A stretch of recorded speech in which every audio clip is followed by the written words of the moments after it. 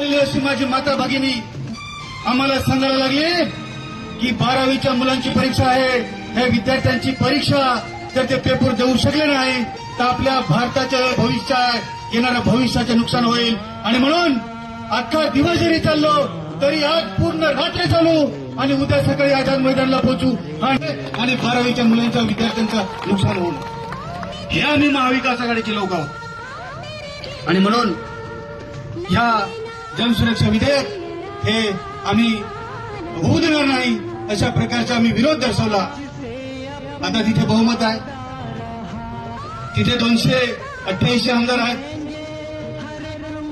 त्यानंतर हा जो विरोध झाला नंतर नक्कीच हे सुद्धा इथे सांगणं आपल्याला भाग आहे की दुसऱ्या दिवशी विधान परिषदेमध्ये वरच्या सभागृहामध्ये उद्धव बाळासाहेब ठाकरे आणि आपल्या महाविकास आघाडीच्या सर्व आमदारांनी प्रखरपणे विरोध केला, त्यांनी वॉकआउट केलं. हे सुद्धा इथे मला नमूद करावं लागेल.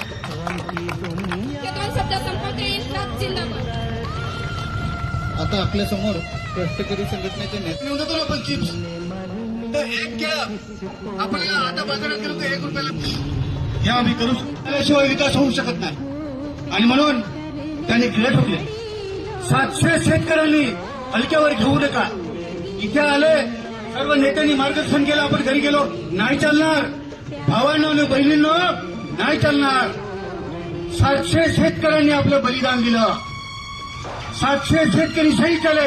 हा इतिहास तुम्हाला काय सांगतो का ज्या सभागृहामध्ये मोदी साहेबांनी 3 विधेयक बहुमताच्या जोरावर पास केले, 1.5 वर्ष संघर्ष केला, 700 शेतकरी आपल्याला करावं लागेल.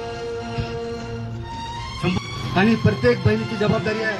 तुम्ही जेव्हा सकाळी बोरिंगावर काम जाताना पाणी भरायला किंवा विहिरीवर पाणी भरायला आम्हाला माहिती आमच्या भगिनी वजन घेणारे असतात. त्यामध्ये खरेदी करणारा माणूस हा आमचा सामान्य गिऱ्हाईक तुमच्या दुकानामध्ये येतो. त्याची जाण आपल्याला ठेवावी लागेल, त्याची जाण ठेवावी लागेल आपल्याला.